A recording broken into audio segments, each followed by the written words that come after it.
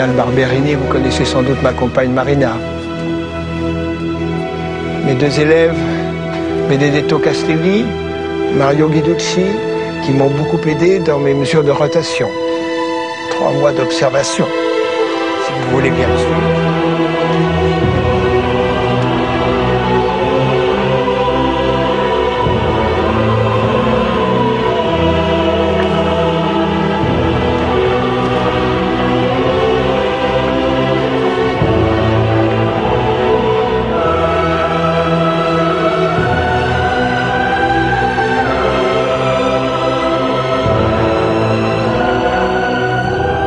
C'est la petite chose grise? Oui, Éminence. Mais c'est vrai. Ça se déplace. Mais... Vous avez raison, Galilée. C'est un satellite de Jupiter, Éminence. Jupiter a un satellite? Oui. Il y en a un second, de couleur brune. Ah, il paraît immobile, celui-là. Regardez donc, mon cher Bellarmine.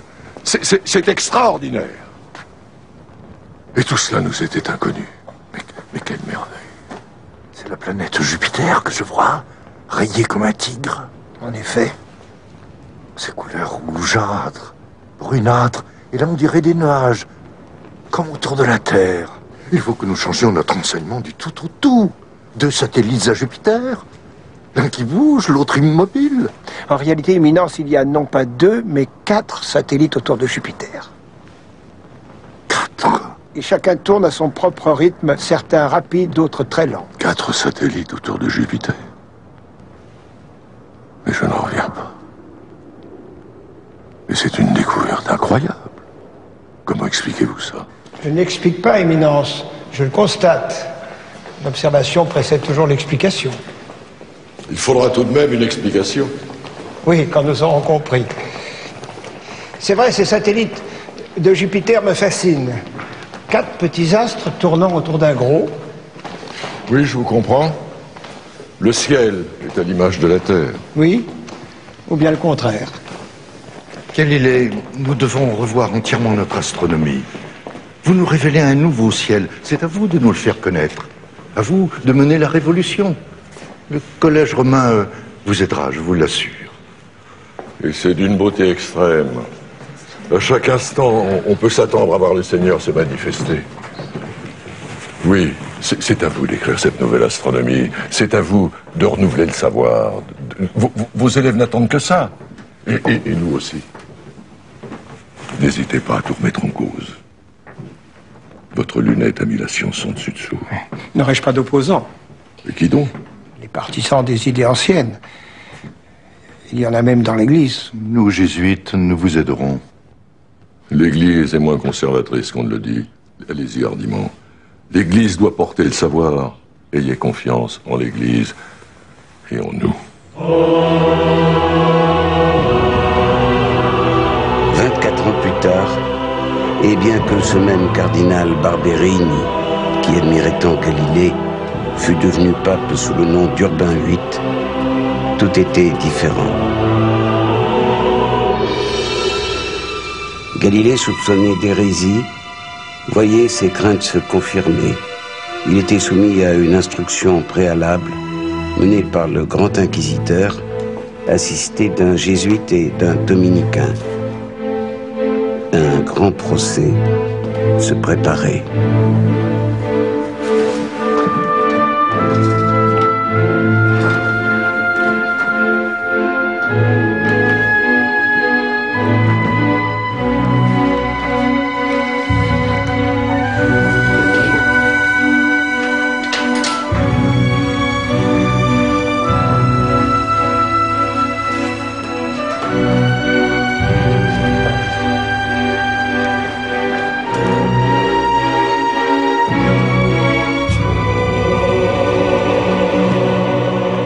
Maître Galilée, en ma qualité de grand inquisiteur désigné pour lutter contre l'erreur et la dépravation, j'ai été chargé par le Très Saint-Père de vous interroger sur les crimes et délits que vous avez commis contre la religion et la Sainte Église. Je n'ai commis aucun délit ni aucun crime contre la religion ni contre l'Église.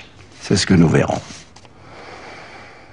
Je suis assisté par 2 éminents théologiens, À ma droite, le père Oreggi, de la Compagnie de Jésus.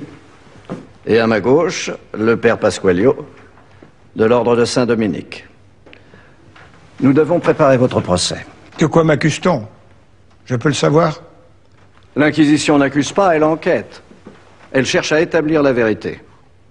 Ensuite, éventuellement, elle propose un jugement que les princes sont chargés de faire exécuter, au risque, en cas de refus, d'être rejetés hors de l'Église. Nous posons des questions, vous répondez. Nous nous ferons notre opinion que nous transmettrons au grand tribunal, lequel décidera en conscience de ce qu'il doit faire. Mais qu'ai-je fait pour mériter cela? Contentez-vous de répondre à nos questions. Et tenez-vous debout, Galilée. Est-il exact que vous pensez que la Terre tourne sur elle-même et autour du Soleil, comme l'a affirmé ce moine polonais fou du nom de Nicolas Copernic? Je vous rappelle que, pour avoir défendu ces mêmes idées, Giordano Bruno a été brûlé vif ici même à Rome, il y a à peine 20 ans. Brûlé vif, vous m'entendez? Comme vous ne l'ignorez pas, l'Église a établi que puisque l'homme est la création la plus achevée du Seigneur, il a été placé au centre du monde. La Terre immobile trône donc au centre de l'univers, et le Soleil, comme les autres planètes, tourne autour d'elle. Ce système a été démontré par de très illustres savants. Le grand Aristote d'abord, puis l'astronome grec Claude Ptolémée de l'école d'Alexandrie. Je sais tout cela et je n'ai jamais affirmé que le système de Copernic était vrai. J'ai seulement dit... Pourtant, vous avez écrit un livre entier, hypocritement dédié à notre Saint-Père, pour affirmer violemment une contre-vérité. Comme Giordano Bruno, vous affirmez ces mensonges dans le seul but d'affaiblir l'autorité de l'Église et au seul profit de ce que vous croyez être votre gloire. Mon père, je n'ai en aucune manière et à aucun moment cherché à dénigrer le modèle de Ptolémée. Et jamais je n'ai mis en doute l'autorité sacrée de l'Église. Ce n'est pas ce que nous pensons. Je n'ai pas dit que le système de Copernic était vrai et véritable. J'ai seulement écrit que l'idée suivant laquelle la Terre tournait sur elle-même et tournait aussi autour du Soleil était une hypothèse intéressante et scientifiquement élégante. Élégante? Comment osez-vous prononcer ce mot? On vous dit intelligent. Comment pouvez-vous trouver élégante une idée aussi absurde? Absurde? Pourquoi absurde, Excellence? Mais c'est une évidence. Tenez, cette pièce est disposée de telle manière à ce que l'Est est à votre droite et l'Ouest à votre gauche. Eh bien, que voyez-vous le matin lorsque vous regardez en direction de l'Est? Je vois le soleil qui se lève. Ensuite, le soleil monte dans le ciel, à midi il est sur votre tête, puis il se dirige vers l'ouest. Et que voyez-vous le soir en regardant vers l'ouest? Je vois le soleil qui se couche. Parfaitement. Le soleil se lève à l'est et il se couche à l'ouest. Vous dites qu'il se lève et qu'il se couche. Donc il bouge, il se déplace, il tourne autour de la Terre. Vous le reconnaissez vous-même. Ce sont des mots qui peut-être ne font que traduire des apparences. Que veut dire ici le mot apparence? Excellence, puis-je vous faire une petite démonstration? Sans doute. J'ai besoin de Tonino, mon élève. Je sais qu'il est là. Il a été prévenu. C'est bien qu'il entre.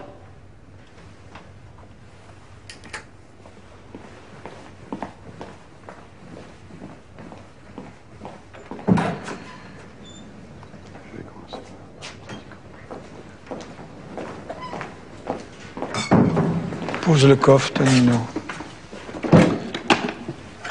Allume la bougie.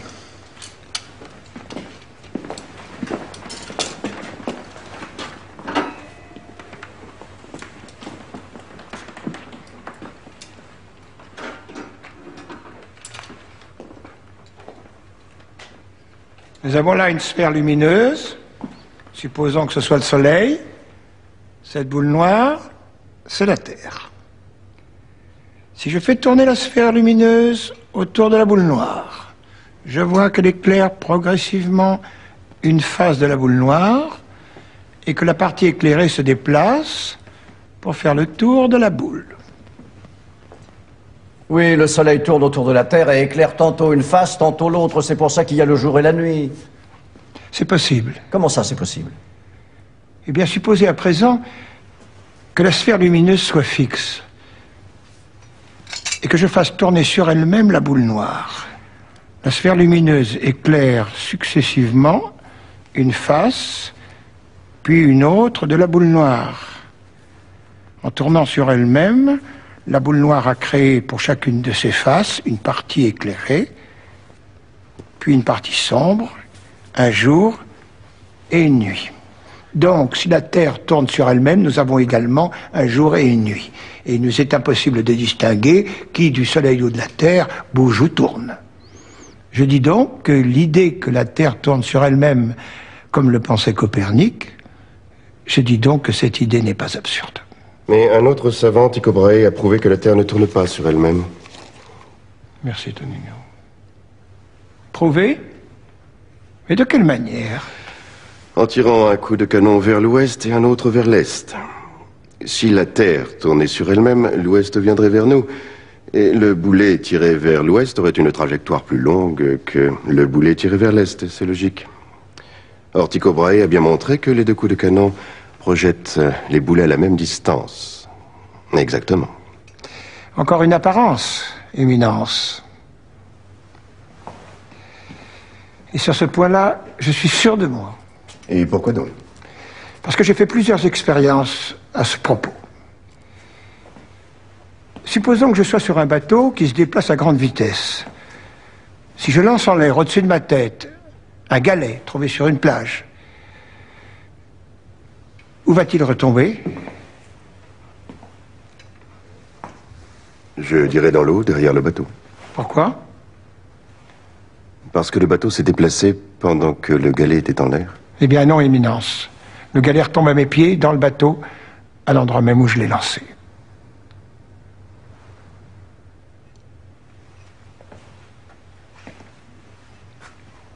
Vous pouvez faire cette expérience vous-même, vous pouvez la faire dans votre carrosse. Et l'explication est simple. Le galet fait partie du bateau, comme moi. Il a une vitesse qui est celle du bateau. Si je le lance en l'air, il suit le bateau et retombe à mes pieds. Vous en êtes sûr? Absolument sûr. Et pour l'expérience de Tycho Brahe, c'est la même chose. Mais comment ça, la même chose? Son canon et ses boulets sont sur la Terre.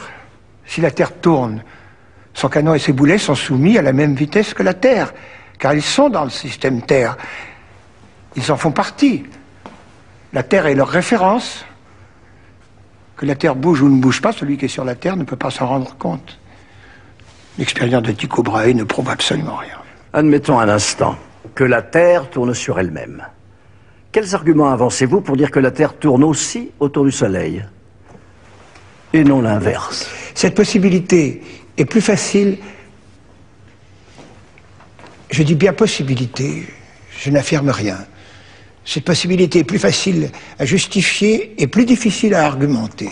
Que voulez-vous dire par justifier et argumenter? Le fait que la Terre tourne autour du Soleil se justifie par un seul mot, je vous l'ai déjà dit, l'élégance. Dire que les planètes tournent autour du Soleil, c'est retrouver l'harmonie du monde.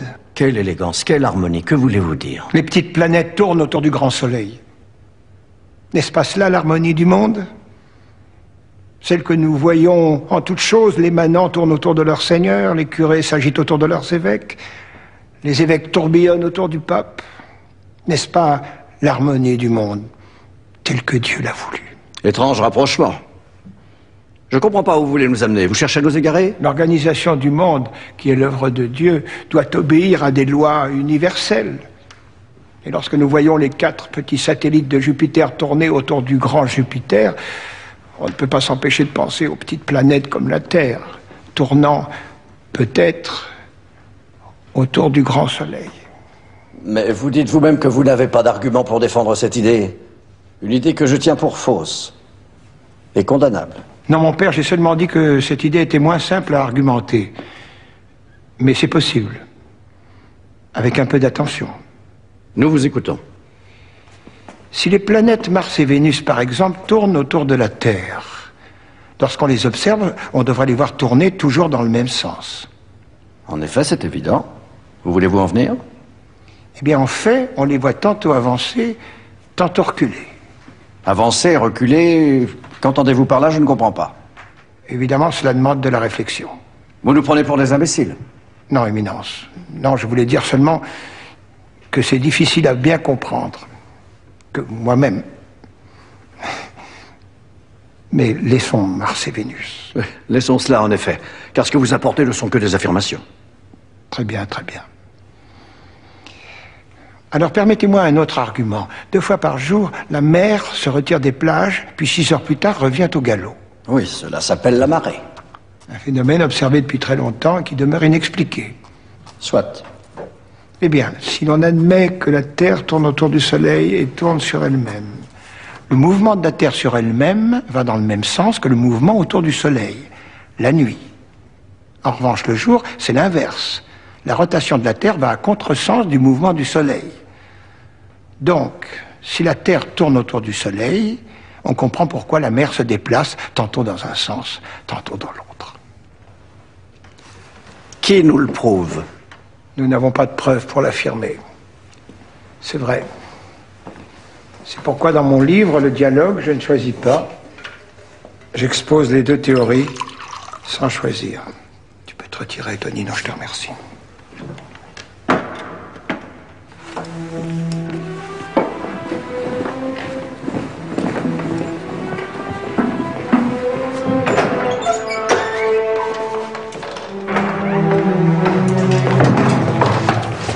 Que me voulez-vous, là, chez moi? Allez, avance.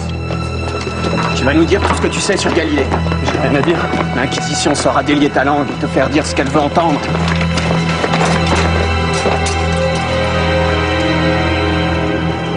Ptolémée a été en son temps un astronome extraordinaire. Je le respecte et je l'admire. Ses éphémérides sont remarquables. Je les ai moi-même souvent utilisés pour prédire le mouvement des astres dans le ciel. Et confectionner des horoscopes pour les vendre, ce que l'Église interdit. Bon, tout le monde le fait, même des cardinaux me réclament des horoscopes pour savoir s'ils deviendront papes. Ce que vous dites ne doit pas être dit. Soit. J'ai moi-même enseigné le système de Ptolémée pendant de nombreuses années. Et j'ai enseigné aussi, en même temps, le système de Copernic qui place le Soleil au centre du monde. Ce système m'est apparu, je l'avoue, particulièrement astucieux. Astucieux peut-être, dans le sens qu'il est fait pour tromper son monde. Mais faux. Faux, totalement faux. Je le répète encore une fois. J'ai jamais affirmé que le système de Copernic était vrai. Et le système de Ptolémée faux. Je n'ai fait qu'exposer les 2 théories à la demande du Saint-Père. Taisez-vous. Ne mêlez pas le Saint-Père à vos manigances. Je m'y attendais d'ailleurs.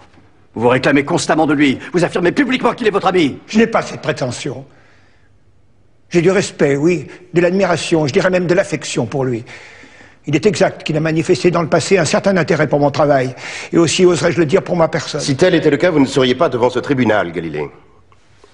Sa sainteté n'approuve en rien ce que vous avez écrit, sachez-le. Mais je mentirais devant notre Seigneur Tout-Puissant si je ne disais pas hautement que sa sainteté m'a reçu 7 fois en audience privée. Et au cours de ces entretiens, il m'a suggéré d'écrire ce livre. Quel livre? Le livre que vous incriminez, Le dialogue. À quelle date ont eu lieu ces entretiens? Peu de temps après son élection.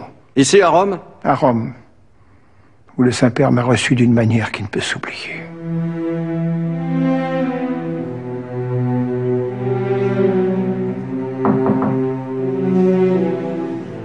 Entrez.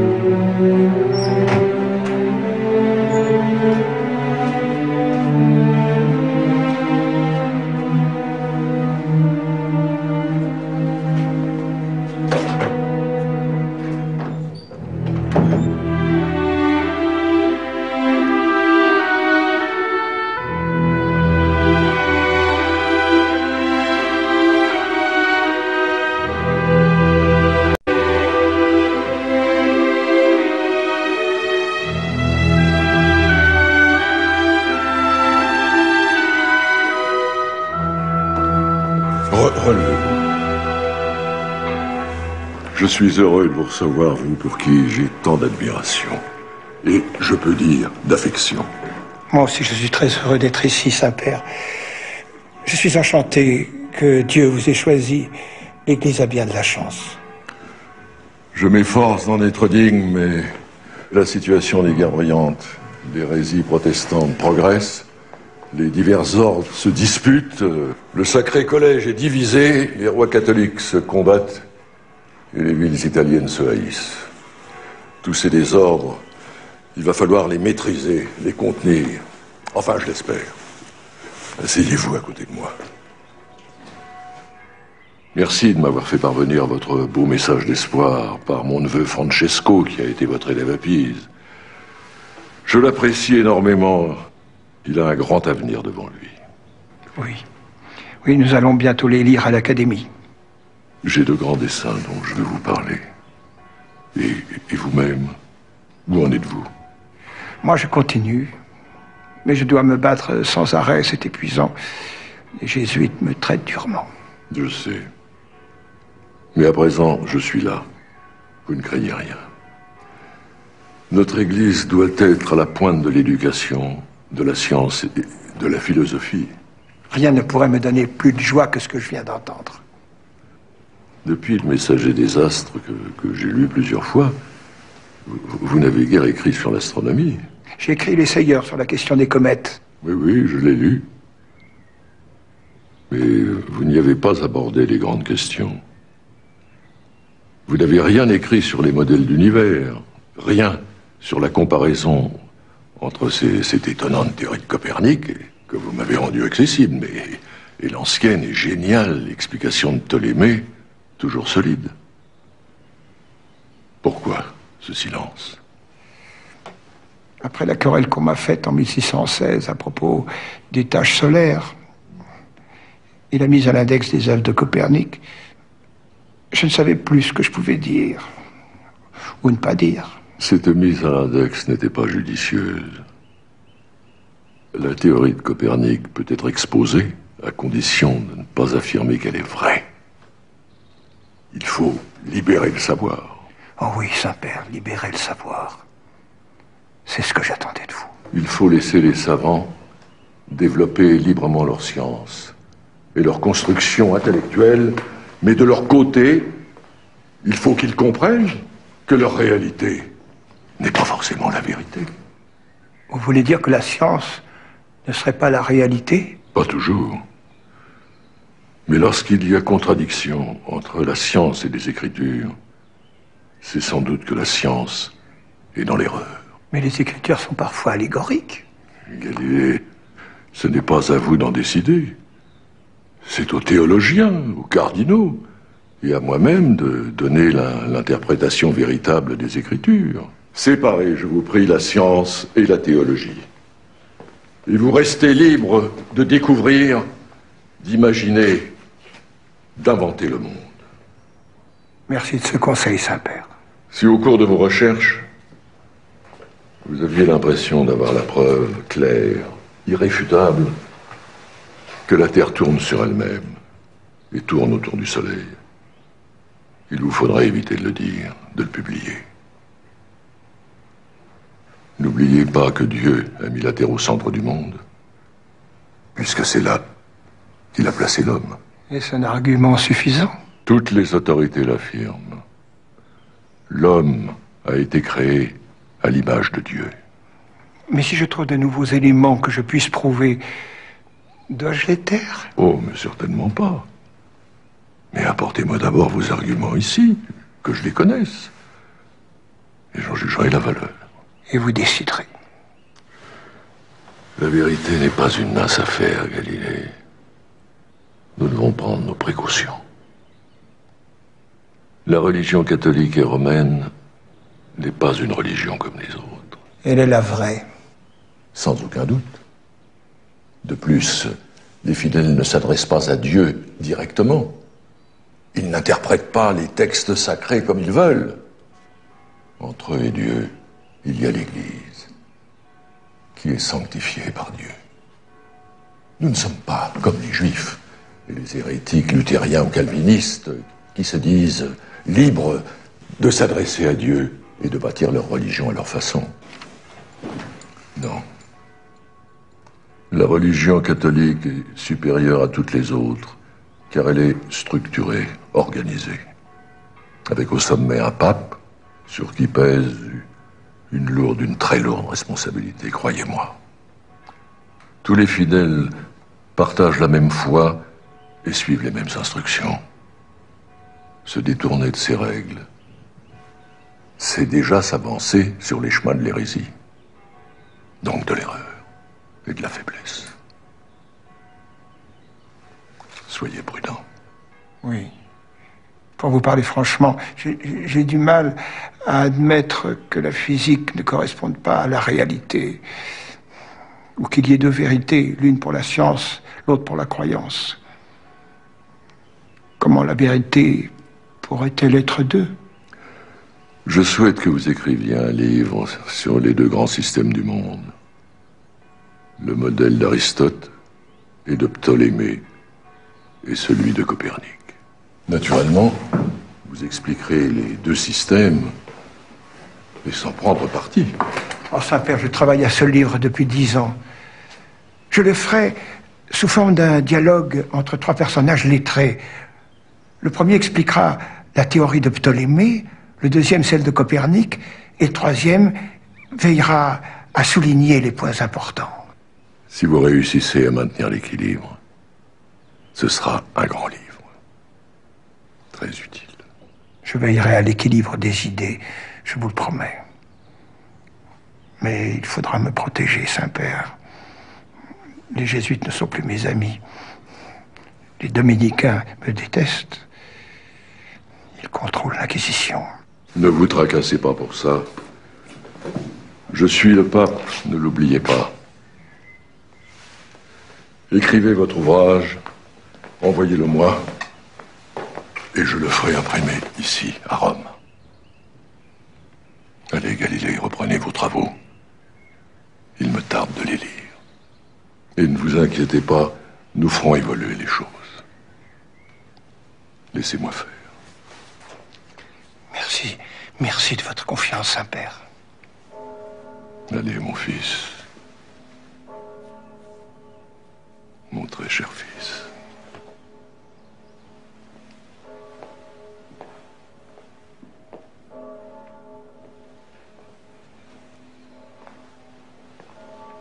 Vous n'avez pas l'air de vous rendre compte des raisons qui vous ont amené ici. Eh bien, nous sommes en train d'instruire votre procès. Et ce n'est pas un procès en astronomie ou en physique. C'est un procès en hérésie. En hérésie? Mais Sa Sainteté, le pape lui-même... Ça suffit. Sa Sainteté affirme que vous lui avez désobéi. Moi? Moi, Éminence? Et vous avez bafoué l'Église. Sachez-le, le Saint-Père condamne votre attitude. En quoi ai-je désobéi au pape? J'ai écrit le livre qu'il me demandait. Mais vous l'avez écrit sans respecter les ordres qu'il vous avait donnés. Quels ordres? D'exposer la théorie de Copernic sans la défendre. Mais c'est ce que j'ai fait, scrupuleusement. D'ailleurs, lorsque le père Ricardi, chargé de contrôler le contenu du livre, m'a demandé des modifications, j'ai obéi sans discuter. Et ce n'était pas rien, j'ai coupé mon introduction et ma conclusion. Le père Ricardi souhaitait, comme le Saint-Père, que votre ouvrage soit imprimé à Rome. Or, vous l'avez imprimé à Florence. Mais c'était un cas de force majeure. Il y avait la peste. Florence était en quarantaine. Je ne pouvais pas faire sortir le manuscrit, c'était interdit. Vous cachez à présent derrière la peste. C'est vrai, chaque fois que j'évoque la peste, je suis d'une profonde tristesse. J'ai perdu beaucoup d'êtres chers. Vous aussi, Éminence, sans doute.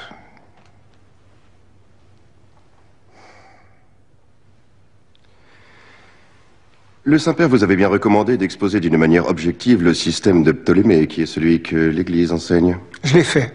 J'ai exposé longuement la théorie de Ptolémée, qui était aussi celle d'Aristote. Dans votre livre, vous ne l'exposez pas. Vous la ridiculisez. Moi?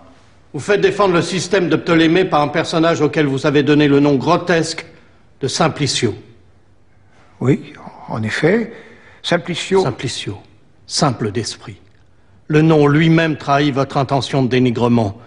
C'est un simplet qui défend le système de Ptolémée? Mais pas du tout, vous faites là une lourde erreur. Simplicio fut un philosophe romain, très respecté et considéré en son temps comme le meilleur exégète d'Aristote. C'est pourquoi je l'ai choisi pour expliquer le modèle ancien. Comment se fait-il alors que dans toutes les joutes qu'il oppose à Salviati, Simplicio est systématiquement le dessous? Le père Origi a raison. Simplicio a l'air complètement dominé, même parfois ridicule, devant la verve de Salviati. Salviati qui, comme par hasard, défend l'idée sacrilège, suivant laquelle c'est la Terre qui tournerait autour du Soleil. Et dire que vous appelez cette idée, comment dites-vous? Élégante. Ce que vous décrivez là n'a jamais été dans mes intentions. Si j'ai pu, dans mon livre, donner l'impression d'une préférence pour Salviati, je vous prie de me le pardonner. C'est tout à fait involontaire et, comment dirais-je, peut-être sentimental. Donc vous le reconnaissez? Filippo Salviati était un noble florentin, à l'intelligence prodigieuse, à la générosité sans limite. Nous venions de l'élire à l'Académie lorsqu'il est mort victime de la peste. Le rôle peut-être trop brillant que je lui donnais dans mon dialogue était sans doute un hommage involontaire, posthume, un tribut à l'admiration que je lui portais. Je vois, oui. Mais votre troisième personnage, un nommé Sagredo, celui qui en principe représente l'équilibre et le bon sens, prend lui aussi fait et cause pour Salviati. C'est à n'en pas douter un hommage involontaire et posthume, bien sûr. Sagredo fut autrefois mon élève à Padoue, peut-être le plus doué de tous. Un érudit, fin, subtil, toujours bien balancé dans ses raisonnements. Je le voyais comme mon successeur. Lui aussi est mort de la peste. Si jeune. En somme, tous les personnages dont vous vous sentez proche sont les défenseurs du système de Copernic. Et tous sont morts de la peste. Galilée, soyez franc. Derrière ces personnages, n'est-ce pas vous qui parlez? Les morts, ne sont-ils pas des masques derrière lesquels vous vous cachez? Non seulement vous défendez des théories douteuses, mais vous n'osez même pas reconnaître vos opinions. Mais c'est ridicule. J'ai toujours tout assumé. Et on me l'a suffisamment reproché. D'ailleurs, n'est-ce pas pour ça que je suis ici devant vous? Galilée, ayez le courage de nous dire la vérité. Que vous considérez le système de Copernic comme la meilleure explication du monde, que vous l'estimez vrai et véritable. Dites franchement que Dieu, à votre avis, n'a pas mis l'homme au centre du monde. Au moins les choses seront claires. Qui connaît la vérité du monde, à part le Tout-Puissant? La vérité mathématique est-elle la même que la vérité du monde physique? Dieu a-t-il créé le plus élégant des mondes pour les hommes, qui sont tous de grossiers pécheurs? Qui connaît la pensée de Dieu? Peut-être même en a-t-il plusieurs. Vous dévoilez enfin votre sentiment véritable. Vous utilisez la théorie du mort Averroès, théorie selon laquelle il peut y avoir deux vérités. Deux vérités de Dieu. Et bien sûr, pour vous, c'est la science qui détient la vraie vérité, mais le système de Copernic est totalement contraire aux Écritures, le savez-vous? Comment l'ignorer? Vous me l'avez suffisamment répété. Vous voulez que je vous parle franchement, Excellence? Eh bien, je vais le faire. Oui, je pense que le système de Copernic pourrait être le bon. Oui, cela malgré les Écritures, parce que les Écritures ne sont pas prolixes au sujet des astres. Elles ne seraient pas un obstacle insurmontable si la théorie nouvelle devait être démontrée. Et qui, selon vous, devrait réaliser cette démonstration? Les astronomes, évidemment. Évidemment, car c'est dans la science et là seulement que se trouve toute la vérité, n'est-ce pas? Imaginez que l'Église annonce tout à coup que la Terre n'est pas le centre du monde. Et cela dans une époque brutale et déchirée. Ne risquerait-elle pas de provoquer une vaste peur, une immense panique même, qui pourrait ébranler la société, faire chanceler l'Église et favoriser la progression de la réforme? Avez-vous pensé à tout cela, vous qu'on dit si intelligent? L'Église a des responsabilités qui vont bien au-delà de l'interprétation des Écritures. Bien au-delà de la science. Pardonnez-moi, mais je pense le contraire. Exactement le contraire. Imaginez que l'Église entreprenne de modifier l'interprétation des Écritures, ça se passerait dans le calme, sous la haute autorité de l'Église. Mais que cette idée se propage sans l'Église, ou contre l'Église, alors oui. Oui, cela pourrait provoquer de terribles égarements. Galilée, vous n'aimez pas l'Église depuis 20 ans que nous vous observons. Vous n'avez cessé de chercher à l'affaiblir. Ah non, je ne peux pas accepter cette accusation. Je la récuse de toutes mes forces. Je suis un bon chrétien, un très bon chrétien même, qui prie chaque jour et qui pratique strictement suivant le rite de notre Sainte Église. Et cela depuis ma naissance, depuis 70 ans. J'ai fait 2 fois le pèlerinage à Loreto. Germano Bruno, lui aussi, prétendait être un bon chrétien. Il l'a prétendu jusqu'au bûcher. Vous ne pouvez pas nous comparer. Non seulement j'ai jamais combattu l'Église, mais j'ai été fait docteur honoris causa du collège romain. Une erreur de plus des jésuites. Je vous en prie, Père Pasqualio. Et mes amis sont tous des ecclésiastiques. Le père Castelli, le cardinal Del Monte, l'évêque de Sienne. Mes 2 filles, à ma demande, sont entrées en religion. Sa sainteté, le pape Urbain VIII, m'a reçu 7 fois... Cessez de vous réclamer sans cesse de sa protection. S'il a éprouvé autrefois quelques faiblesses pour vous, sachez qu'il les regrette. Il les regrette? Il vous l'a dit? Encore une fois, comment expliquez-vous votre présence ici aujourd'hui?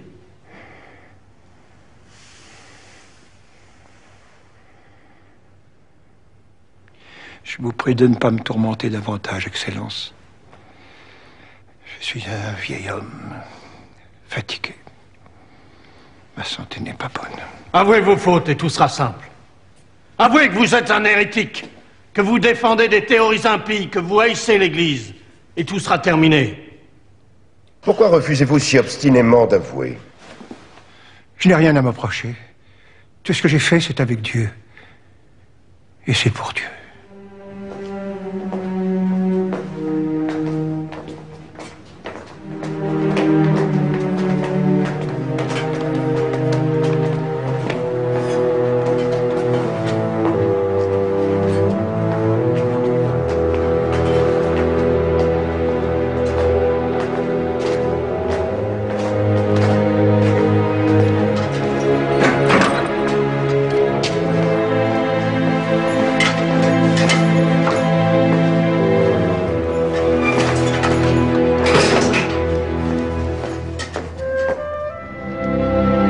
Seigneur, toute ma vie, j'ai cherché à me rapprocher de vous, à comprendre votre pensée, votre vision de l'univers. Seigneur, pourquoi m'avez-vous abandonné?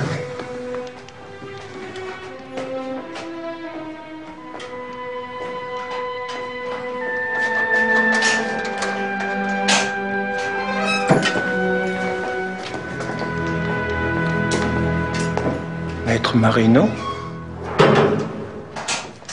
Ah, Maître Marino, qui vous a dit que j'avais besoin de vous? Benedetto Castelli. Le grand-duc a mis à ma disposition un carrosse et me voici. Ça me touche beaucoup, venir de Florence pour moi. Oh, c'était bien la moindre des choses. Après tant d'années d'amitié. Tant d'années. Dites-moi, de quoi souffrez-vous? De cette toux, vous savez que je traîne depuis l'âge de 20 ans. Un Toscan supporte mal l'air de Rome. Je vous ai apporté de l'eucalyptus. Alors, on vous le fera bouillir tous les soirs et vous en respirerez la vapeur. Ça vous dégagera la gorge. Et votre ventre? J'alterne colique et constipation. Que mangez-vous? On m'enferme ici, on me fait servir des repas dignes d'un évêque. Mais je ne mange rien, je n'ai pas faim. Enfermé comme un rat et nourri comme un prince. C'est ça. Alors, j'ai une potion pour vous à base de calcaire et d'argile. Voilà, vous l'absorberez le soir avant de vous coucher. Elle fera du bien à votre ventre. Et votre goutte? Ah, Maître Marino, vous soignez un par un tous mes malheurs. Mais vous savez bien que c'est tout qui va mal. Je suis vieux, je suis fatigué. Et on me torture. Ils n'auront pas leur procès. Je serai mort avant. Galilée mort en prison sous la torture. Il aura l'air malin, mon ami Barberini. Le pape moderne, l'ami des sciences, Galilée lui crève dans les mains. Il meurt dans les jours de l'Inquisition. Je vous en prie, gardez confiance. Et ne parlez pas de la mort. Ça pourrait la faire venir. Ce procès est injuste, bien sûr. Mais la logique et la vérité triompheront. Comme mes potions. Non.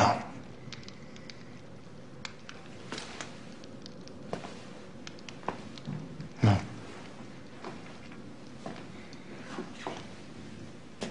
Non, je mourrai avant. Et la vérité avec moi. Galilée, croyez-vous aux atomes? Pourquoi me posez-vous cette question? Ne cherchez pas à savoir pourquoi nous vous posons telle ou telle question, contentez-vous de nous répondre. Croyez-vous aux atomes? Je crois que la matière est divisée en petites unités. En très petites unités. Pourquoi croyez-vous cela? Parce que lorsque l'on verse du vin dans de l'eau, la petite couche rouge sur le haut du verre se dilue petit à petit et finit par fabriquer un liquide rose. Le vin et l'eau se sont divisés avant de se mélanger. Mettez-vous en cause le principe de la transsubstantiation lors de l'Eucharistie? Nullement, Éminence. Vous croyez véritablement que le pain de l'hostie devient le corps du Christ? Qu'il y a transmission de substance? Oui, je le crois. Bien sûr. Pourtant, vous parlez d'atomes, comme l'hérétique Bruno. Or, le corps du Christ ne peut pas se résoudre en atomes, sinon la transsubstantiation, c'est impossible. Éminence, j'ai pu parler de division de la matière, mais jamais je n'ai prononcé le mot atome. Je crois au miracle de l'Eucharistie comme tout beau catholique. Vous avez parlé, je crois, de particules minimales dans l'un de vos ouvrages. Ce sont bien les atomes d'Anaxagore et de Démocrite? Je n'ai jamais parlé d'atomes, jamais. Et sciemment. Une fois de plus, vous cachez votre croyance derrière des manipulations de mots. Vous êtes un dissimulateur, assez doué.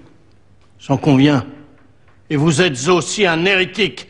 Vous choisissez de vivre dans l'erreur. Un hérétique? Oui. Vous avez fait de la science une religion. Comment cela? Que représente la science pour vous? La science, c'est le meilleur chemin pour se rapprocher de Dieu. La voilà! La voilà. La preuve que nous cherchons. Car le seul chemin pour nous rapprocher de Dieu passe par l'Église. Seule l'Église connaît et enseigne les voies qui mènent au Seigneur. En affirmant le contraire, vous vous déclarez hérétique. Vous placez la science sur le même pied que l'Église. Vous faites de la science une religion. C'est une hérésie. Ne vous méprenez pas. Je n'ai rien d'un hérétique. Je suis un bon chrétien, croyant passionnément en Dieu. Oui. Et qui de plus veut confisquer la science. Qu'entendez-vous par là? Est-ce bien vous qui avez écrit cela?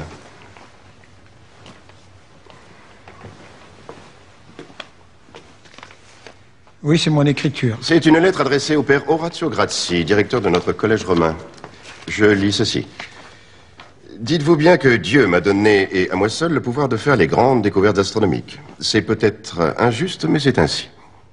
Alors nous, jésuites, nous en sommes réduits, d'après vous, au rôle de simple spectateur de la science? D'admirateur de Galilée? Vous rendez-vous compte que vous avez franchi les bornes du respect que vous devez à votre Église, à notre compagnie, et plus simplement, les bornes du bon sens? Votre immense orgueil vous entraîne vers l'intolérance scientifique, et plus encore, vers l'hérésie. Oui, j'étais malade. Lorsque les fameuses comètes apparurent dans le ciel, en quelle année était-ce? En 1618. En 1618, oui. J'étais cloué au lit, malade, je n'ai pas pu les observer. Et ce père Grassi l'a fait lui-même avec la lunette que je venais de lui offrir. Lunette que vous aviez achetée en Hollande. Mais pas du tout, je l'ai entièrement fabriquée. Les verriers de Murano m'ont aidé, demandez-leur. Une lunette unique au monde. Elle grossit 50 fois. Par amitié, j'en fabriquais une pour le collège romain, et voilà ce qu'ils en ont fait. Oui, j'étais malade.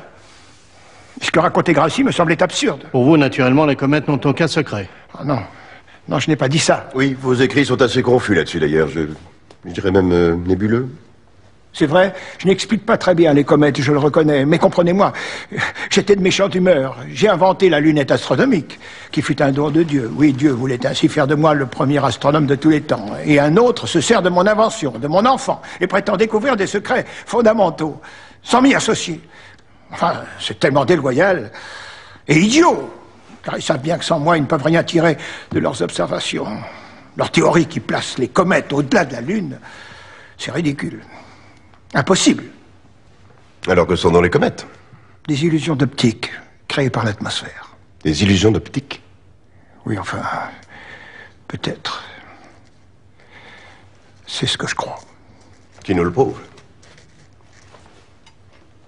Et puis, maître Galilée, chacun de nous est libre d'observer le ciel. N'étiez-vous pas vous-même à l'origine de cet engouement des jésuites pour les observations astronomiques? Certes, mais en ce temps-là, j'étais l'ami des jésuites. C'est bien ce que je dis. Pour pratiquer la science, il faut être un ami de Galilée. C'est lui qui donne les autorisations. Et nous autres, les jésuites, parce que nous ne sommes plus les amis de Galilée, enfin, je veux dire par là parce que nous ne sommes pas d'accord avec lui en toutes choses, nous ne pouvons plus pratiquer la science. Galilée a confisqué la science pour lui et ses quelques complices. Bel exemple d'esprit scientifique. Vos élèves disent que vous êtes généreux. Bel exemple de générosité. Excellence, si dans la foule d'un échange épistolaire, j'ai pu donner cette impression, je m'en repens. J'ai été emporté par mon tempérament. Enfin, une repentance, ça n'est pas trop tôt. Encore un petit effort, Galilée. Et vous verrez que nous avons raison. Je suis un chrétien sincère qui dit ce qu'il pense, comme je l'ai toujours fait. Allons donc. Il vous reste un grand nombre d'adjurations à faire de repentance. Lesquelles? En 1616, vous étiez à Rome. Un débat se tenait au sein de l'Église à propos des œuvres de Copernic. C'est vrai, j'étais à Rome. Le regretté cardinal Bellarmine est venu vous voir à l'ambassade de Florence pour vous remettre une lettre. Ce n'était pas à Florence, mais dans son propre palais où il m'avait convoqué. Il m'a effectivement remis une lettre. Cette lettre contenait une injonction de l'Inquisition vous interdisant d'enseigner ou même d'évoquer les doctrines de Copernic. Et vous avez passé outre. Dans vos enseignements, dans vos propos publics et maintenant dans vos livres et dans votre dialogue. Vous avez enfreint l'interdiction de l'Inquisition. Tout cela est contraire à la vérité, je le dis avec respect. Le cardinal Bellarmine ne m'a signifié aucune interdiction et je me suis tenu scrupuleusement à ce qu'il m'a dit. Ce faux procès à Rome, soi-disant contre Copernic, était en fait dirigé contre moi, je n'étais pas dupe. Mais à l'époque, j'étais tout puissant. J'étais l'ami des princes, des cardinaux, des jésuites. Ne pouvant m'attaquer de front, on s'y prit indirectement. On interdit les œuvres de Copernic et nul n'eut plus le droit d'en parler, jamais. J'étais visé, bien sûr, mais sans être nommé. Je vins à Rome pour dire tout haut qu'interdire une œuvre 50 ans après sa publication me semblait insensé. Pendant 50 ans, on n'avait rien dit de Copernic. Pourquoi brusquement le condamner? Personne n'a voulu m'écouter. Je me suis énervé à mon habitude. Le cardinal m'a fait appeler. C'est un vrai plaisir de vous revoir ici à Rome. Éminence, il en est de même pour moi. On fait beaucoup de bruit autour des œuvres de Copernic, et certains cherchent à vous nuire. On raconte sur vous des histoires assez déplaisantes. Je sais pourtant que vous êtes un bon catholique. Et je voudrais que vous puissiez poursuivre vos recherches. Que dois-je faire, Éminence? Être prudent, très prudent, surtout en public. Tant que vous considérez les idées de Copernic comme des hypothèses pouvant faciliter votre travail, il n'y a là aucun péché. Ce ne sont que des hypothèses. C'est tout. Vous pouvez exposer la théorie de Copernic, mais sans dire qu'elle est vraie. Comprenez-moi, vous n'êtes pas non plus obligé de dire qu'elle est fausse. Ne dites pas qu'elle est vraie. C'est tout. Ce sont là des subtilités qui, pour nous, jésuites, font partie de notre éducation. Et c'est quelquefois bien utile. On raconte déjà à Rome que vous m'avez convoqué pour me signifier une punition, voire même une interdiction formelle d'enseigner. Oui, tant de rumeurs. Un instant. Je n'ai plus besoin de vous ce matin. Laissez-nous seuls. Oui, tant de rumeurs se propagent à la curie. On se croirait dans un palais florentin. Ne vous en souciez pas. Tenez, je vous ai écrit une lettre. On ne sait jamais. C'est une sorte de sauf-conduit théologique. Le cas échéant, vous la montrerez. Le cachet devrait suffire. Je vous avoue que pour un esprit comme le mien, épris d'idées simples, le cardinal Bellarmine était quelque peu compliqué. Il disait des choses et son contraire. L'éducation jésuite, sans doute. Mais je crois qu'il m'aimait sincèrement et qu'il aimait aussi la science. Par malheur, il est mort et les querelles stériles ont commencé. Galilée, non seulement vous rêvez, mais vous prenez vos rêves pour la réalité. À vous entendre, ils étaient tous vos amis, le cardinal Bellarmine, le pape. Malheureusement pour vous, nous avons la preuve que vous mentez. Mais comment? Le frère Séguiry, qui était le secrétaire du cardinal Bellarmine, a affirmé sous serment avoir assisté à votre entretien. Et que le cardinal vous a signifié une interdiction totale. Il est exact qu'un père jésuite était présent ce jour-là, mais il n'a pas eu connaissance du contenu de la lettre. C'est-à-dire?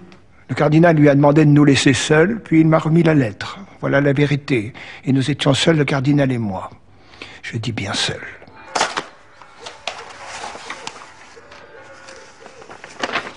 Cette lettre était en deux parties.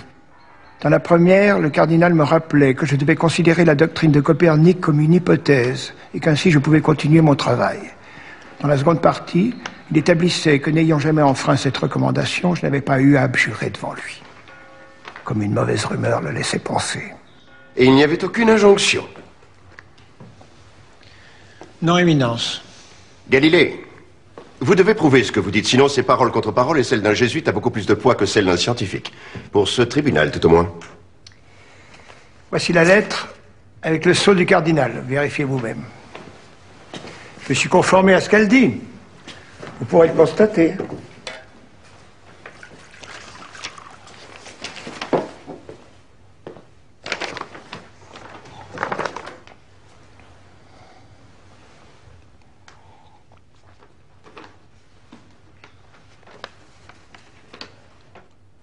Galilée, pensez-vous que le Nouveau Testament s'adresse uniquement au peuple, aux pauvres, aux non-instruits?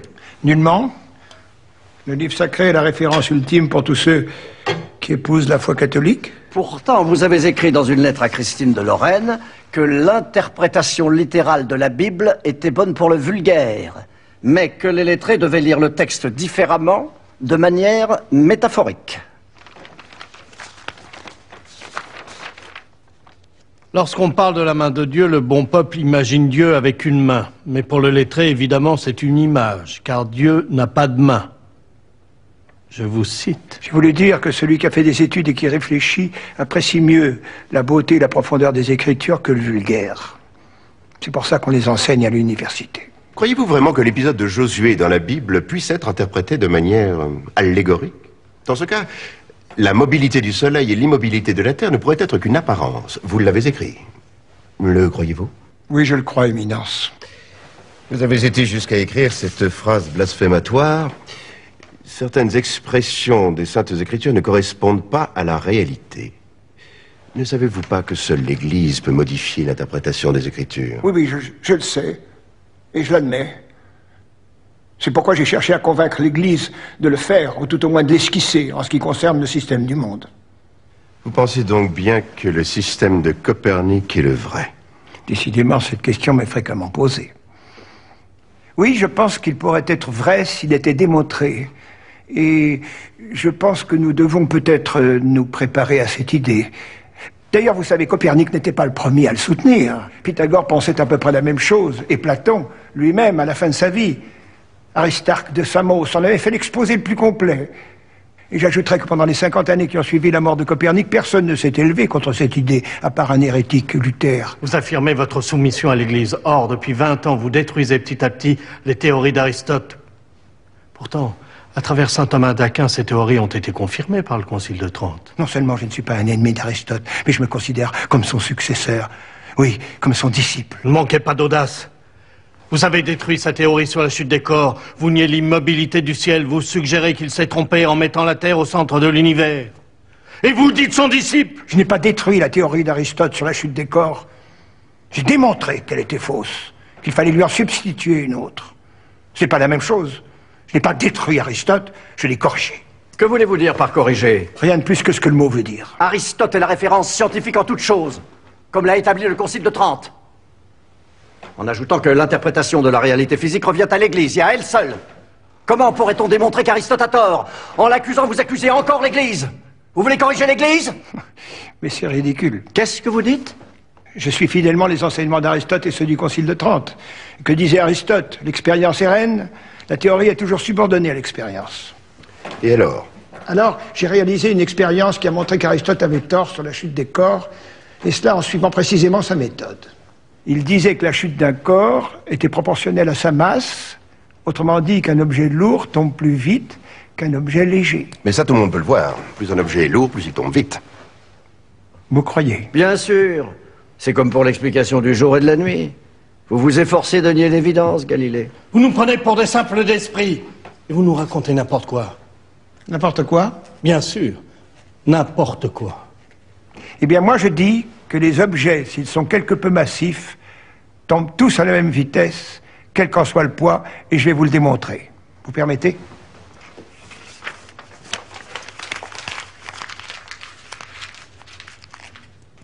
Je prends cette boule de papier dans une main et cette boîte à sable dans l'autre. Je les lâche en même temps, ils vont arriver au sol ensemble.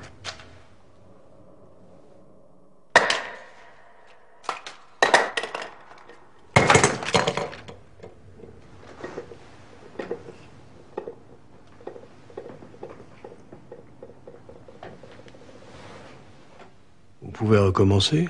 Très volontiers. Je reprends les deux mêmes objets. Regardez bien. Mais quelle diablerie utilisez-vous? Je n'utilise aucune diablerie. Faites l'expérience vous-même.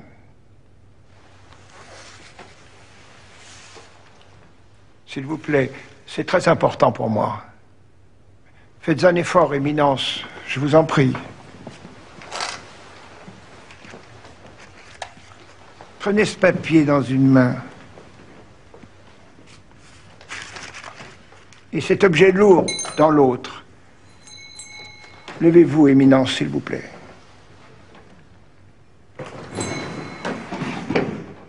Levez les bras plus haut. Et lâchez les objets en même temps. Je comprends pas. Aristote, pourtant, avait fait lui-même cette expérience. Il disait... Le gland tombe plus vite que la feuille de chêne. Exactement. Comment expliquez-vous cette contradiction? Moi aussi, les observations d'Aristote m'ont longtemps troublé. J'ai réfléchi longtemps, car j'étais persuadé que si j'expliquais cette contradiction qui existe entre ses observations et les miennes, je découvrirais une loi fondamentale de la physique, si Dieu le voulait. Depuis 2000 ans, personne n'avait contredit Aristote sur ce point. Je me trouvais intimidé, comme devant une montagne.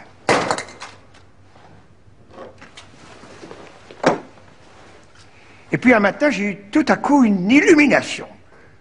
Je m'écriais « Eureka !» Oui, comme Archimède.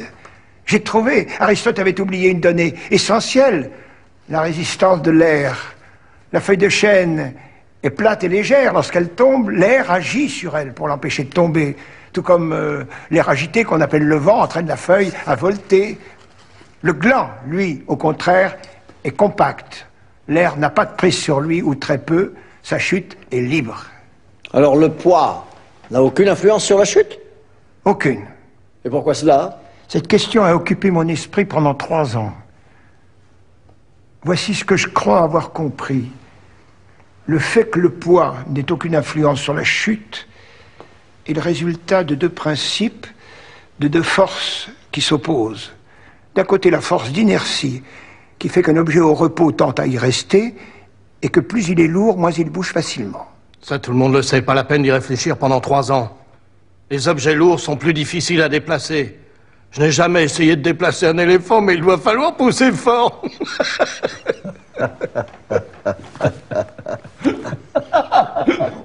Bien sûr, plus ils sont lourds, moins ils bougent. Mais d'un autre côté, nous avons ce que j'appellerais la force de gravité. Force mystérieuse qui attire tous les objets à la surface de la Terre vers les profondeurs terrestres. C'est pour ça que les objets tombent. Et plus ils sont lourds, plus ils tombent vite. Mais la force d'inertie est là qui les freine, les retient. Et plus ils sont lourds, plus elle les retient. Alors d'après vous, un éléphant et une figue, par exemple, tomberaient à la même vitesse?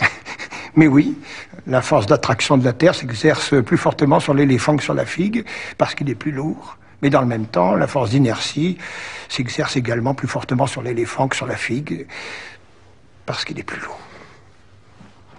Alors les 2 forces s'annulent. Mais oui, les 2 forces s'annulent, et la vitesse d'un corps quand il tombe ne dépend pas de sa masse. Votre raisonnement est difficile à suivre. Plus encore à croire. J'ai fait l'expérience plus de 1000 fois. Vous voulez que je recommence? Non, ce n'est pas la peine. Je n'aurais jamais découvert ce phénomène sans l'aide de Dieu. Il nous a donné le goût de la vérité. Et en même temps, il nous la cache. Il a fondé les lois de la nature en utilisant le langage secret qu'on appelle les mathématiques, mais c'est à nous de découvrir ces lois et de déchiffrer ce langage. C'est la recherche scientifique qui nous permet de nous rapprocher de Dieu et d'expier le péché originel. Nous, les savants, nous sommes les hommes de Dieu, choisis par lui. Mon ambition est de mieux comprendre l'univers pour me rapprocher davantage de lui. Alors je suis le chemin qu'il m'a tracé. Car sans lui, je ne pourrais rien.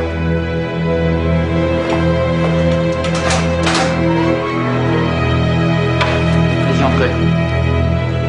Benedetto, Mario, j'étais sûr que vous ne m'aviez pas abandonné. Ah, mes chers élèves, mes amis, comment avez-vous fait pour entrer jusqu'ici? Nous avons obtenu un sauf-conduit du Saint-Père. Du Saint-Père, Barberini s'intéresse encore à moi? Secrètement, il est avec vous. Nous savons que la situation est terrible, mais ne soyez pas trop injuste avec lui. C'est moi que tu accuses d'être injuste, Benedetto? N'a-t-il pas jeté les chiens de l'Inquisition contre moi? Où est Tonino? Il a été... Arrêté. Nous sommes sans nouvelles de lui.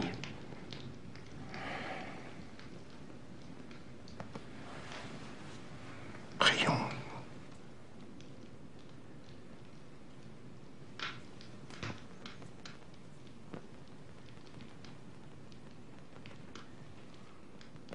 Je comprends ce que vous pouvez ressentir. Mais gouverner l'Église n'est pas simple. Le Saint-Père est à la fois tout-puissant et prisonnier de cette immense institution. Il y a les sorts effrayants des protestants, l'offensive du roi de Suède, les manœuvres de Richelieu, qui est aussi son ami. Tout cela est très dur à porter. Mais à quoi sert le pape s'il n'est pas capable d'empêcher qu'on jette ses amis en prison? Nous sommes là pour essayer de vous aider. Écoutez-nous. Vous n'allez tout de même pas me conseiller d'abjurer?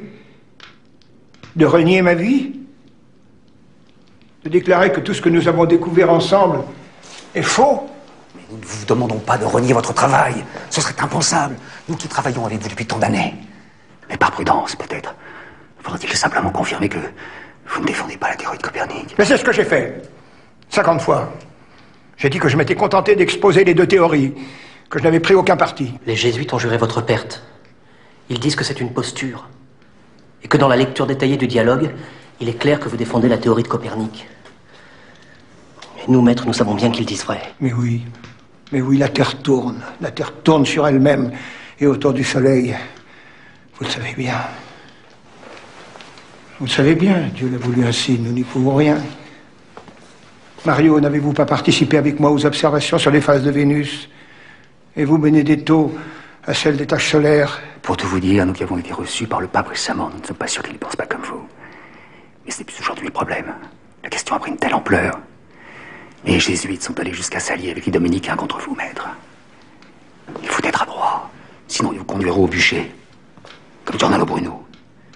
Il faut lâcher quelque chose. C'est pour vous que je le dis, je vous assure. Il y a danger. Il y a danger de mort. Je comprends pourquoi le pape vous a donné un sauf-conduit.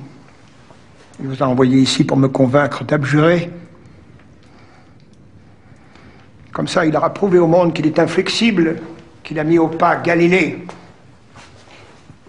Le grand Galilée aura plié devant l'Église et devant Barberini. Non. Le Saint-Père veut vous sauver. Alors qu'il arrête cette comédie. Qu'il me renvoie chez moi à Florence, finir mes jours comme je le mérite, dans le calme et la sérénité. Quant à me renier, je n'ai rien à abjurer. Je n'abjurerai rien. Jamais. Je dis la vérité! Vous êtes tous prêtres. Comment me reconnaissez-vous pas un très fidèle serviteur de Dieu? Parce que le soi-disant serviteur se cache derrière les apparences pour discréditer l'Église, c'est-à-dire Dieu lui-même. Galilée, que pensez-vous des éphémérides de Tycho Brahe? Elles sont excellentes. Sans doute les meilleures qui existent pour observer le ciel. Cela prouve bien que les observations s'accordent mieux avec la théorie de Tycho Brahe qu'avec celle de Copernic. Vous dites toujours que c'est l'observation qui est reine, mais quand elle vous gêne, vous l'ignorez. C'est une étrange rigueur scientifique. Que voulez-vous dire? Vous avez ignoré l'explication du monde donnée par Tycho Brahe, explication à laquelle se sont ralliés mes frères du collège romain. Vous l'avez ignorée parce qu'elle était contraire à Copernic et compatible avec les Écritures. Ça vous gêne, ça vous empêche de contredire l'Église. Vous vous prenez pour la conscience du monde, Galilée, pour la vérité incarnée, ce qui vous conduit à affirmer n'importe quoi, au mépris même des observations. Mais j'ai le plus grand respect pour Tycho Brahe. Ce Danois fut sans doute le meilleur observateur du ciel à l'œil nu. Mais le système qu'il a proposé me paraît inélégant et même bizarre en ce qui concerne les lois de la physique. Pourquoi dites-vous cela? Écoutez, faire tourner les planètes autour du Soleil, puis faire tourner le tout autour de la Terre, me paraît vraiment étrange et, pour tout dire, incohérent. D'un côté, les petits astres tournent autour d'un gros, puis le tout, qui est énorme, tourne autour d'un petit. Où est la logique dans tout cela? Éminence. Encore une fois, c'est nous qui posons les questions. Et de toute manière, cela n'explique pas les mouvements de Mars. Vous mentionnez Mars, et je l'attendais. Expliquez-moi, je ne vous comprends pas. Mars, c'est le domaine de Kepler. Kepler, l'hérétique, et vous le savez bien.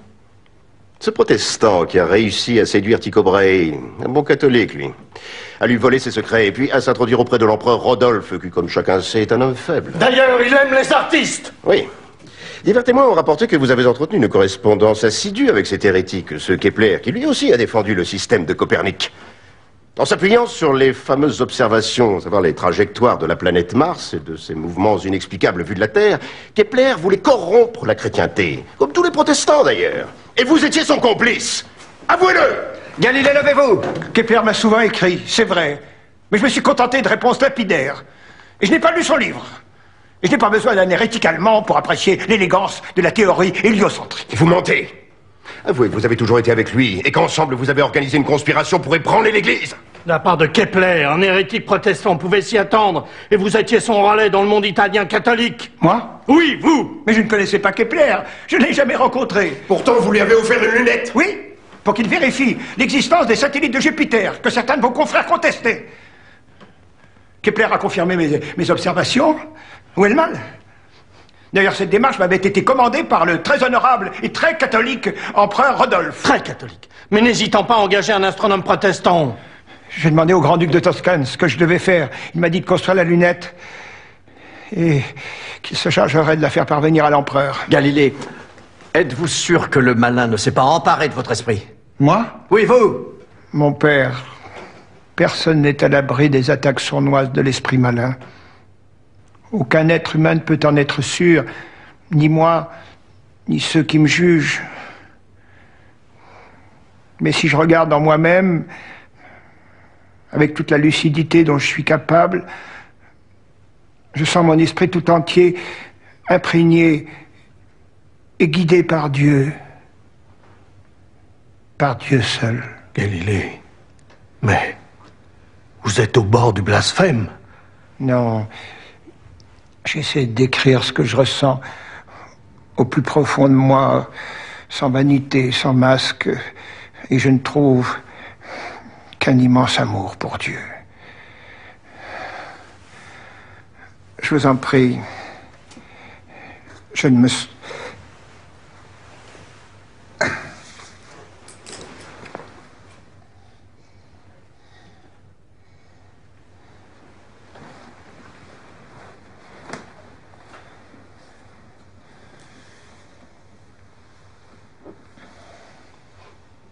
Et nous, Galilée?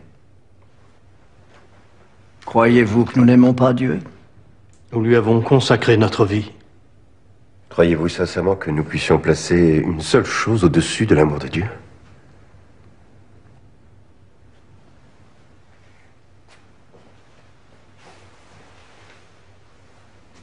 Revenons à l'essentiel. Avouez, et tout sera fini. Avouez quoi? Que pour vous, le système de Copernic est le vrai, le seul, le véritable. Nous en avons ici les témoignages. Vous l'avez proclamé en 1614 et 15. Vous l'avez même écrit à votre ami Castelli et Christine de Lorraine. Je m'en souviens plus, pardonnez-moi, il y a si longtemps. J'ai 70 ans, ma mémoire n'est plus ce qu'elle était. En effet, mais notre mémoire à nous est intacte, elle est ici dans toutes ces lettres qui vous accablent. Mon père, s'il est exact que ma pensée a pu s'égarer dans de telles déclarations, je m'en repens. Le péché est le triste apanage des humains. Et le repentir, le don de Dieu. Mais la miséricorde, mon père, la miséricorde n'est-elle pas la première vertu chrétienne? Pour ceux qui la méritent. Vous prétendez être un excellent catholique. Pourtant, vous avez mené une vie dissolue, notamment à Padoue. À Padoue? Ces beuveries que vous organisiez avec vos élèves, ou autour de votre lunette, elles étaient célèbres. Des témoins nous ont dit que vous y serviez le meilleur vin d'Italie pour éclaircir votre vision du ciel, j'imagine. Quelle stupidité. Ces soirées astronomiques étaient studieuses et amicales.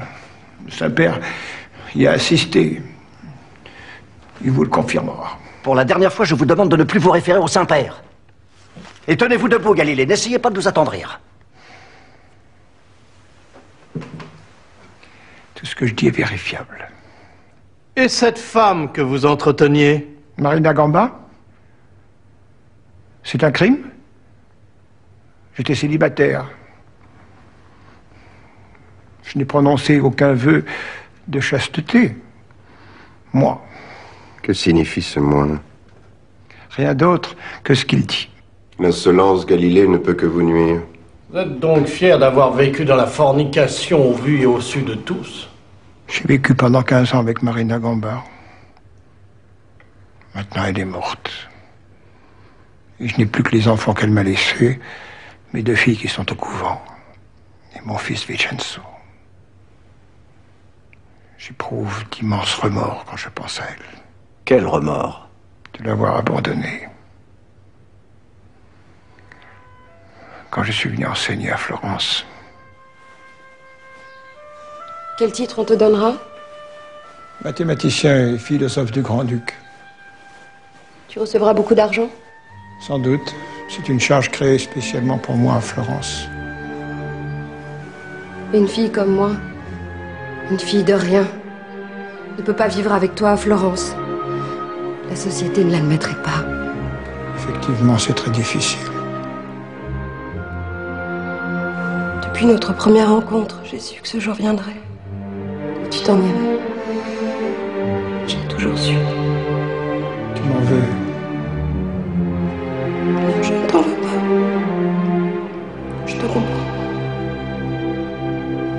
T'avoir connu, avoir partagé ta vie, c'était comme un cadeau du ciel. Moi, une fille sans titre, toi, un grand professeur. Tu m'as poussé à apprendre la musique. Tu m'as appris tant de choses. Tu m'as donné une maison. Tout ce qu'une femme de bonne naissance aurait pu souhaiter, je l'ai eu. Grâce à toi.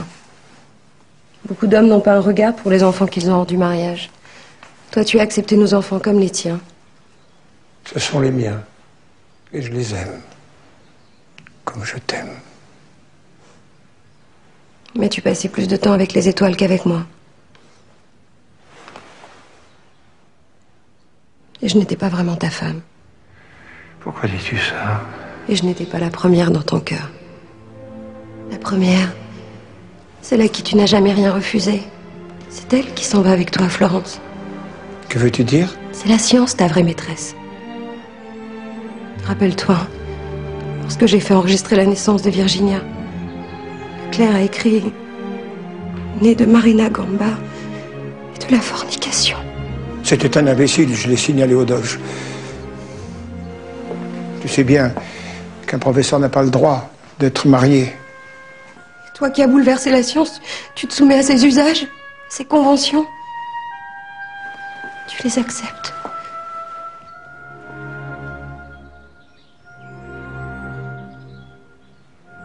Vous voulez savoir pourquoi les clercs et les professeurs ne se marient pas?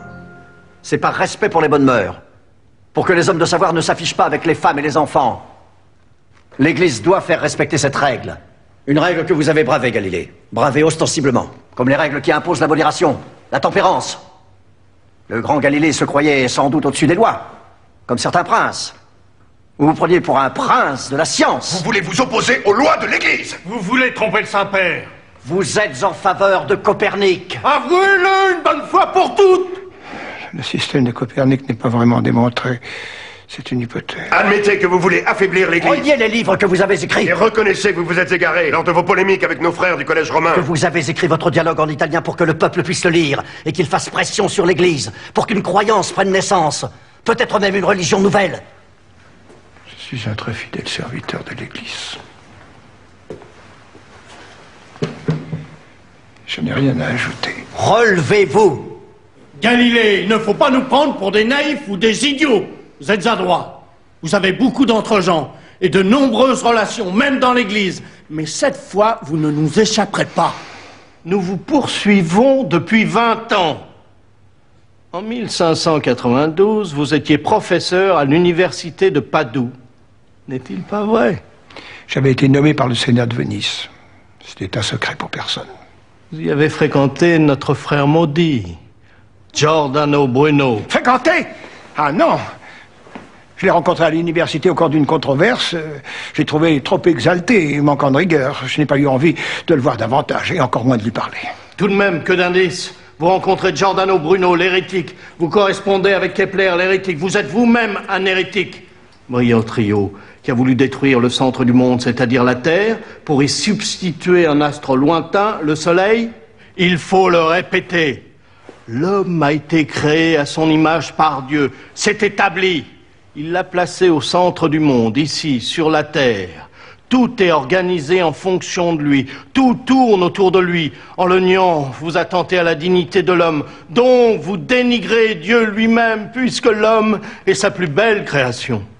Votre raisonnement théologique peut être renversé. Et le soleil, c'est la lumière. Et la lumière est le messager de Dieu qui parcourt l'espace plus vite que tout ce qui existe. Et le soleil est l'astre roi créé par Dieu pour chauffer la terre et pour l'éclairer. La terre tourne autour du soleil comme les autres planètes, mais elle s'en distingue car elle est le lieu d'accueil de l'homme. Avant de placer l'homme au centre du monde, Dieu l'a mis sur la terre pour l'éprouver. Et il a bien fait car l'homme a commis le péché originel. Pour être vraiment digne d'occuper le centre du monde, l'homme doit racheter sa faute avec l'aide du Christ. Tout cela est cohérent.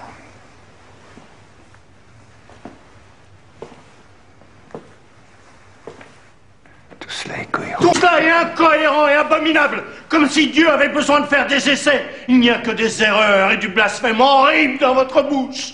Vous êtes un schismatique et vous allez le payer chèrement. Ne nous emportons pas.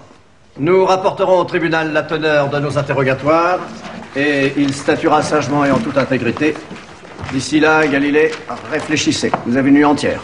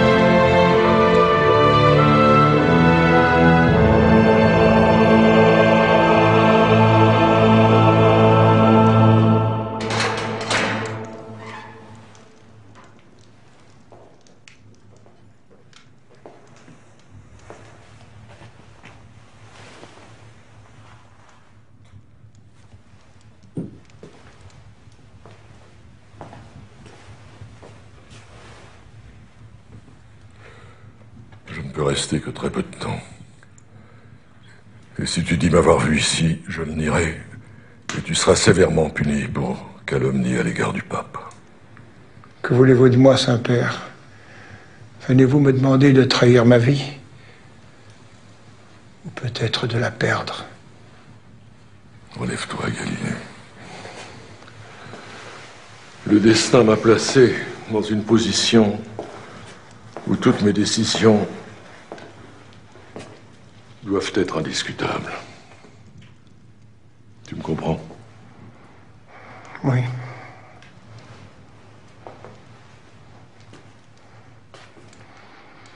Oui, il me semble.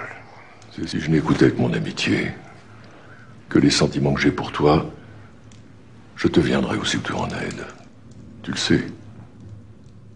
Mais j'ai en charge l'Église tout entière. L'Église, notre mère, notre salut. Et cette Église n'a qu'un ennemi, c'est l'erreur. Le monde est trouble, on peut s'y perdre. C'est pourquoi nous avons besoin de l'Église qui ne peut commettre aucune erreur. Tu sais tout cela. Je sais. Même si nous sommes tous faillibles, toi comme les autres, l'Église, elle, ne peut pas se tromper. Je te demande de réfléchir là-dessus. Tu t'intéresses à la réalité du monde, mais nous en défendons la vérité. Je ne vois pas la différence. Moi, si. La réalité du monde est changeante, la vérité est éternelle. Ce que tu découvres un jour peut être remis en question le lendemain. Que t'importe après tout que la Terre tourne autour du Soleil ou l'inverse? Qu'est-ce que ça change à la lumière de Dieu? Essaie de voir ce qui est essentiel. Il est encore temps.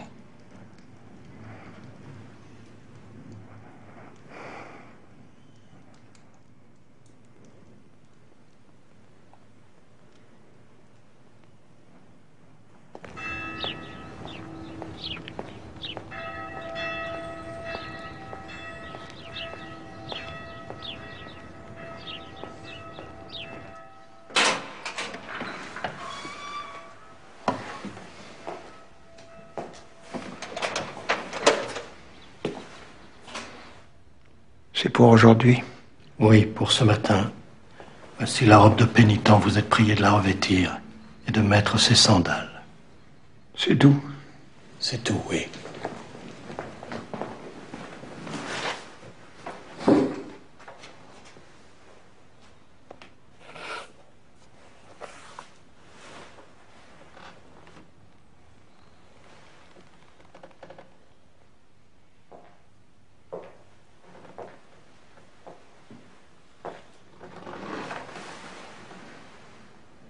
Céleste.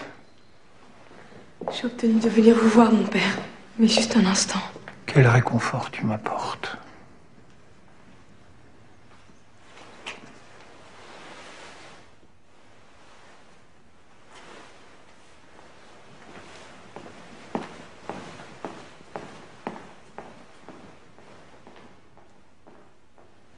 Que veux-tu me dire? Que je vous aime. Que je ne vous en veux nullement de m'avoir mise au couvent. Étant une fille illégitime, je ne pouvais pas avoir une vie comme les femmes bien nées. Heureusement, Dieu m'a accueillie avec joie. Et j'ai pris pour nom Sœur Céleste, en votre honneur, mon père. Car je suis fière de vous. Je voulais vous le dire au matin de ce jour, que je devine difficile. Je suis heureuse d'être née de vous. J'ai prié pour vous, et je le ferai encore. Ne craignez rien.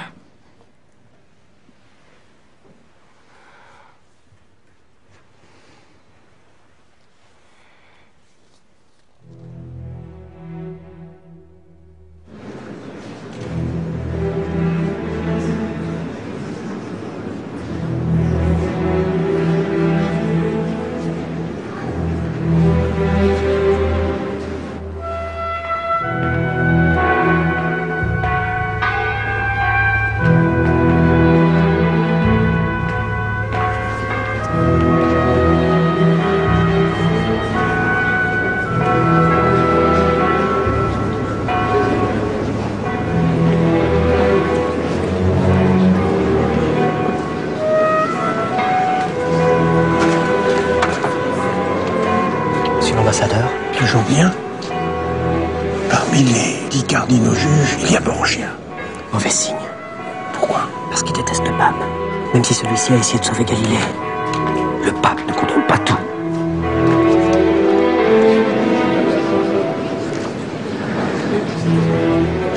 Croyez-vous qu'ils vont brûler ces œuvres? J'ai envoyé un exemplaire du dialogue à l'éditeur Elsevier en Hollande. Un à Descartes, un autre à Mersenne. Regardez, les chers collègues du professeur. Ludovico della Colomba, qui travaillait avec lui à Pise, et Crémonini de Padoue. On peut toujours compter sur nos amis pour nous trahir. Les cardinaux juges.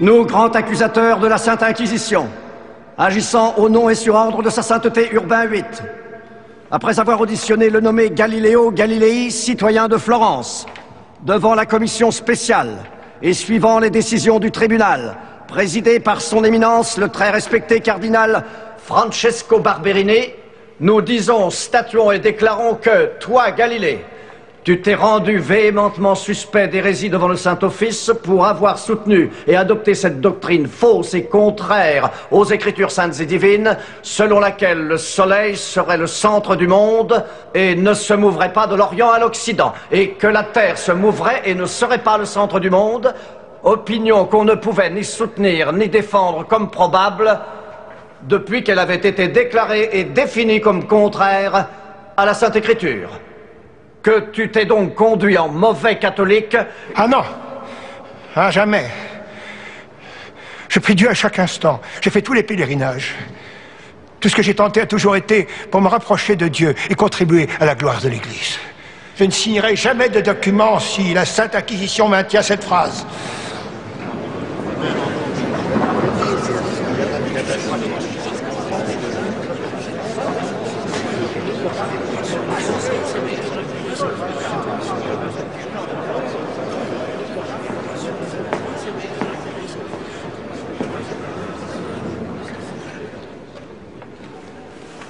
Puisque le tribunal semble d'accord, dans un geste de clémence à votre égard, nous retirons cette phrase.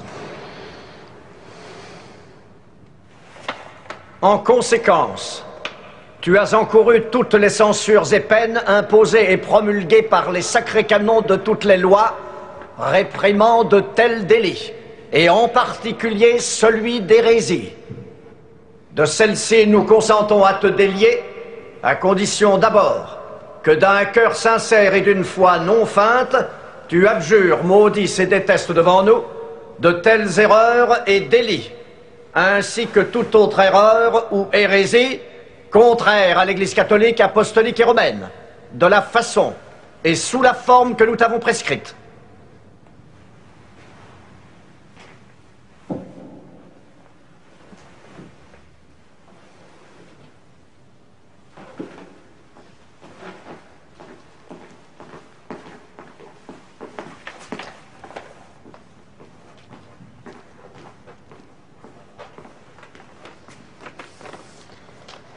Moi, Galileo Galilei, fils de feu Vincenzo Galilei, comparaissant en personne devant ce tribunal et agenouillé devant vous, très éminents et révérends seigneurs, cardinaux, inquisiteurs généraux, agissant contre la dépravation hérétique dans tout le monde chrétien, ayant devant moi les saints évangiles que je touche des mains, je jure que j'ai toujours cru et qu'avec l'aide de Dieu, je continuerai à l'avenir de croire tout ce que la Sainte Église catholique et apostolique tient pour vrai, prêche et enseigne. Or, malgré les injonctions de la Sainte Église, j'ai écrit et fait imprimer un livre sans autorisation formelle dans lequel j'ai présenté l'idée que la Terre tourne sur elle-même et autour du Soleil sous un jour exagérément favorable qui pouvait faire penser que je le croyais. Mon erreur, je le confesse, a été causée par un mélange d'ambition vaniteuse et de pure ignorance. Pour cela, j'ai été très justement jugé comme suspect d'hérésie. Voulant ôter de l'esprit de tout fidèle chrétien la suspicion suivant laquelle je croirais que la Terre tourne sur elle-même et autour du Soleil, j'abjure, je maudis et déteste d'un cœur sincère et d'une foi non feinte ces erreurs. Je jure à l'avenir de ne plus dire ni écrire quoi que ce soit qui pourrait nourrir des soupçons similaires à mon encontre, de me soumettre en toutes circonstances et sur tout sujet aux opinions, croyances et directives de notre mère, la très sainte Église apostolique et romaine. Je jure aussi et promets d'accomplir et d'observer toutes les pénitences qui me seront imposées par le Saint-Office. Tout cela, je le jure avec l'aide de Dieu et sur ces saints évangiles que je touche de mes mains.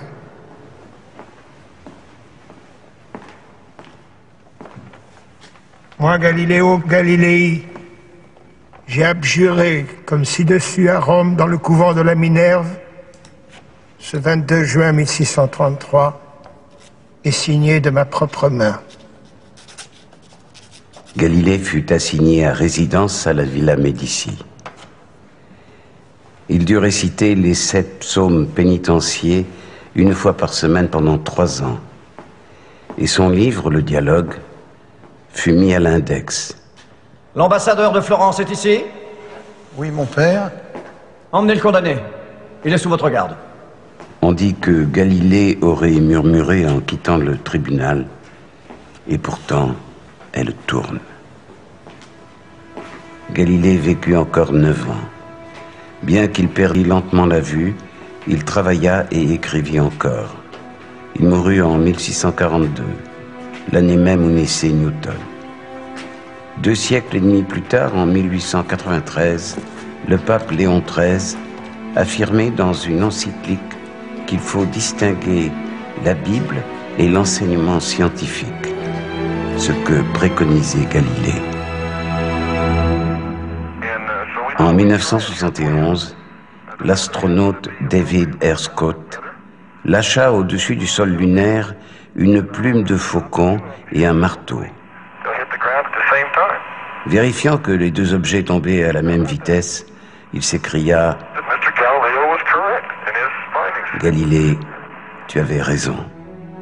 En 1992, le pape Jean-Paul II, sans le réhabiliter vraiment, reconnut la validité de la position de Galilée, tout en soulignant que les découvertes scientifiques renvoient en définitive à une pensée transcendantale et originelle.